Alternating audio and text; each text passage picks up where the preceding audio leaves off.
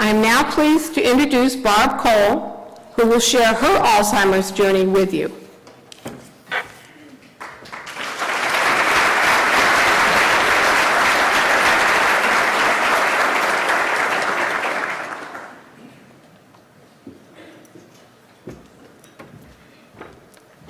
Well, good morning, everyone. Look who's all bright-eyed and bushy-tailed out there.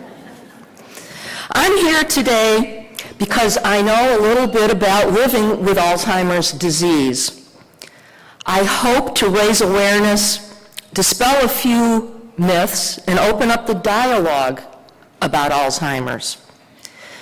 What you may not know is that Alzheimer's can affect people in their 50s, their 40s, even younger.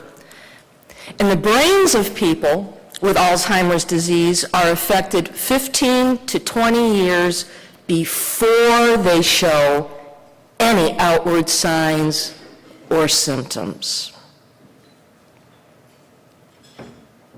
It is highly likely that in this audience today, there are people in the very earliest stage of the disease who don't even know they have it and won't until they start to show the signs of Alzheimer's years from now.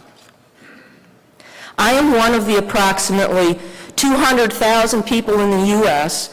who have what is called to early onset or younger onset Alzheimer's disease, someone under the age of 65, someone who experiences cognitive impairment and has been diagnosed with the disease. I guess I should begin by telling a little bit about myself. I am a wife, a mother of 2 daughters, a career woman with a master's degree in business. I've always been a bit of an overachiever. I never met an obstacle I couldn't overcome, get around, or just power through. I think that is because I'm an eternal optimist, always believing in possibilities rather than focusing on difficulties. I was diagnosed with younger onset Alzheimer's in 2010, but it took several years of the symptoms and tests before I actually received the diagnosis. A question I frequently hear is, what were your symptoms? What made you think there was something wrong? Looking back, I was in my late 40s when I first noticed some very subtle changes taking place. I worked with financials every day, and I could crunch complicated equations in my head. I began to notice that routine tasks were taking longer, especially things involving math. I could no longer do even the really simple arithmetic in my head. I had to rely on a calculator. I would compensate, still working, by double-checking and triple-checking to make sure there were no errors. I began to notice other things. I wasn't lightning fast on the keyboard to begin with, about 60 words per minute, but I slowed to about 9 words per minute. I caught myself having to reread paragraphs in the newspaper, not really comprehending what I just read. And I was having trouble expressing myself in conversations. I struggled to find the words to express what I wanted to say. I had trouble following the steps in recipes. Did I already add the vanilla? Did I leave out the baking soda? I did not know. And favorite dishes I had prepared for years from memory, I had to start looking up in a cookbook. When I took a shower, sometimes I couldn't remember if I washed my hair, or if I shampooed it, did I rinse out the conditioner? I'm not even sure about that today, to tell you the truth. I began to have to check my toothbrush to see if it was wet so I would know whether or not I'd actually brushed my teeth. And I was having trouble remembering things like my social security number, my age. I'm not sure that's such a bad thing. Or what year my father died. Perhaps most upsetting was occasionally I would draw complete blanks, feel confused and disoriented. Not all the time, mind you, but often enough to make me concerned. Then I forgot how to get to places, familiar places, places I'd been to dozens of times, like the dentist's office. I began having trouble meeting deadlines at work. Tasks seemed to take so much longer to complete. When I could no longer remember the security codes to access my work sites, I knew it was time to see a doctor. There are many possibilities that could account for memory issues. Serious things like a stroke, a brain tumor, thyroid problems, Parkinson's or other diseases, menopause, stress, even depression, or something as benign as a vitamin deficiency. For the next several years, I underwent a series of exams, CT scans, blood tests to help determine the cause. A neurologist ordered MRIs and brain scans, conducted neurological tests. Then I was referred to MCV for extensive neuropsychological testing. The tests indicated my cognitive function was far below what was expected for a person of my age and my level of education. And certain areas of my brain weren't lighting up like they should be. The neurologist said I had some form of dementia, probably Alzheimer's. There was another test suggested, newer and expensive, and insurance companies don't like to pay for it, but it could confirm or dispel the diagnosis of younger onset Alzheimer's. So a PET scan of the brain was performed. You know, I really thought it would be easier to go through life, the rest of my life, without knowing definitively if I had the disease. A disease with no cure, no effective treatment, but a very dreadful and definite progression. The eventual loss of my memories, and with that, myself. Well, the PET scan confirmed the diagnosis, Alzheimer's disease. I guess you could say this was a life-changing event, not only for me, but for my family. I could not imagine a more horrible journey for my husband, Rich, who's back there today, and my daughters, Kimberly and Caroline. You know, for most people to look at me, to hear me speak, very few would think I have a problem. Yes, I sometimes speak haltingly. It helps to read off a script. I have trouble finding words. I lose my train of thought. Sometimes I repeat myself. And sometimes I repeat myself.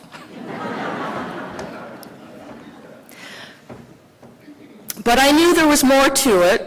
I, more than anyone else, saw the subtle decline. I knew I was in the earlier stages of the disease. I might be able to function for years with a gradual decline coming over 5 or 10 years or even more. Or the decline could be significant and rapid.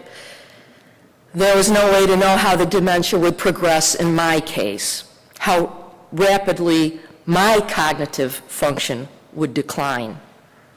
Every case of Alzheimer's is different.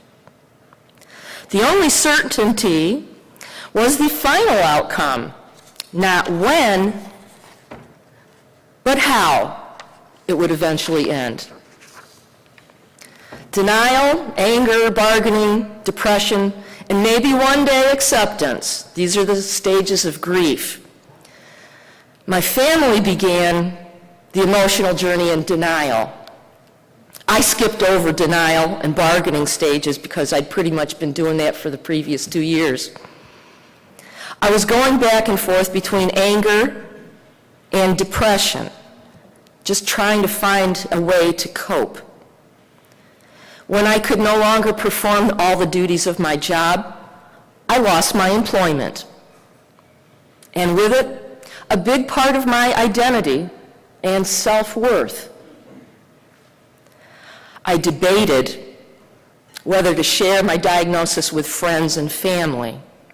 I finally decided, painfully, that hiding the diagnosis because of stigma and shame served no worthwhile purpose, and it was a heavy burden for me to carry alone. What I was not prepared for were the reactions I received from a few family members and several of my friends and coworkers. Some refused to believe there was anything wrong with me. I was too young. I was functioning. I knew their names. I certainly didn't fit the stereotype of an elderly person with dementia. This put me in the awkward position of having to defend the diagnosis, try to prove to people the symptoms that I was having were real. I had to justify to others what I was experiencing. I don't think this happens very much when people share a diagnosis of cancer or diabetes or heart disease. No one says, well, the doctors are wrong.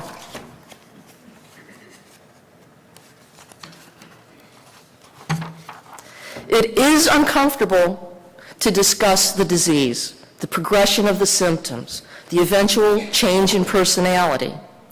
Some of my friends did not dispute the diagnosis. They just simply avoided talking about it. And they avoided me. My support system disappeared. Most of my friends and even some of my relatives quit calling, quit socializing. I felt completely isolated and very much alone. I did not know anyone else who had the disease, anyone who was in the early stages, who was still communicating and functioning. And certainly I didn't know anything about younger onset Alzheimer's disease. The emotional pain was tough. The idea of putting my family through the ordeal of watching as I lose my cherished memories of them to become a burden to them, and one day to not know who they are, was very nearly too much to bear. Through isolation and a certain sense of despair, I eventually sought out help. I found that help through the Alzheimer's Association. On their website, alzheimers.org, I found a wealth of information about the signs and symptoms, the myths, the misconceptions, the 7 stages of the disease, and what's going on in research, the really hopeful stuff. I learned about younger onset Alzheimer's. I connected with the regional director of my local office of the Alzheimer's Association, Lori Myers. She's here today as well. She encouraged me to attend their support group for families, caregivers, and people with Alzheimer's and related dementias. I attended the support group 2 or 3 times, but felt out of place. Nearly all of the people in the group had progressed to more advanced stages of dementia. Some had difficulty expressing their thoughts. Others could speak well enough, but would repeat themselves over and over in a monologue. It was there at those meetings that I came face to face with my own future, and it was terrifying.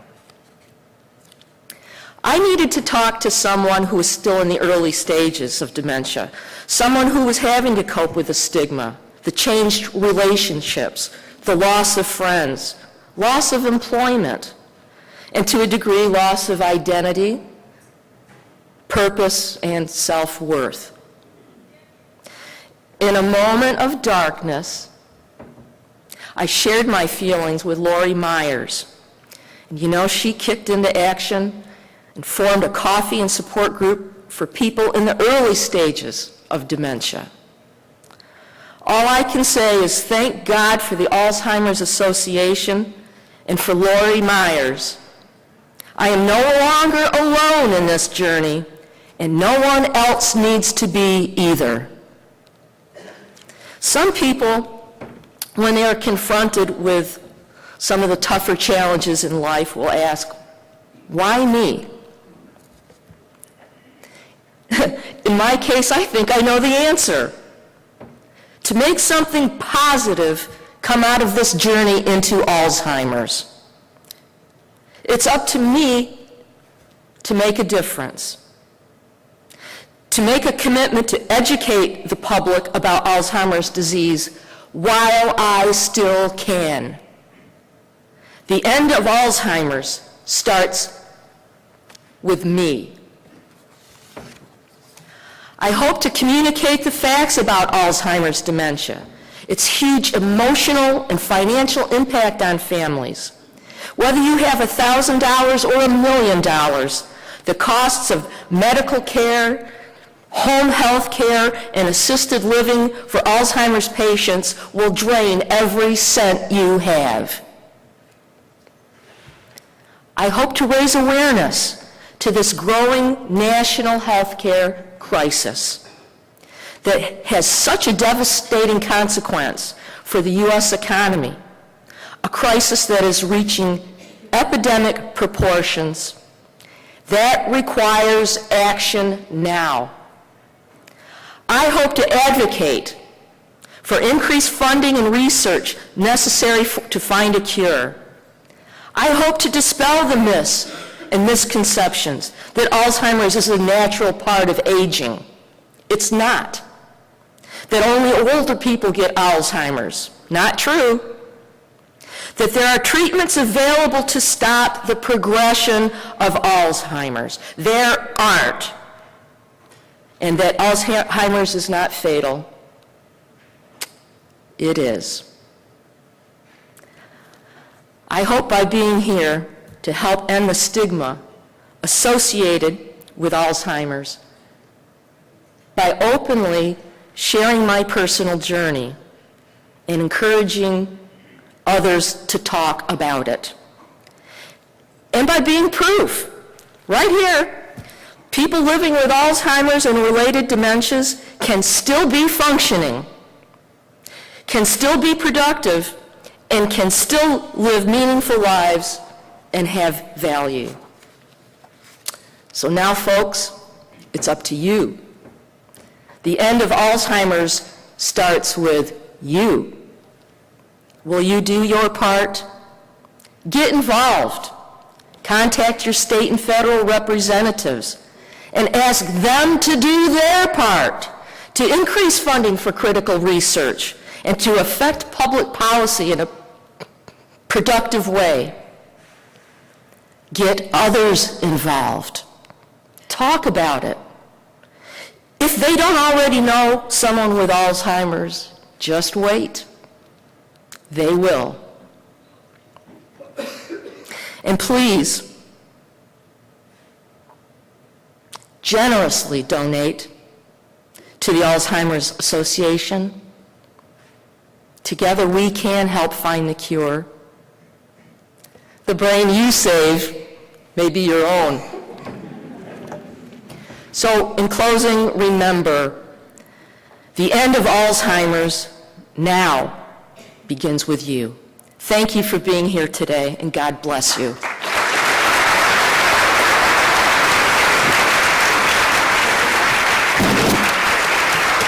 Thank you.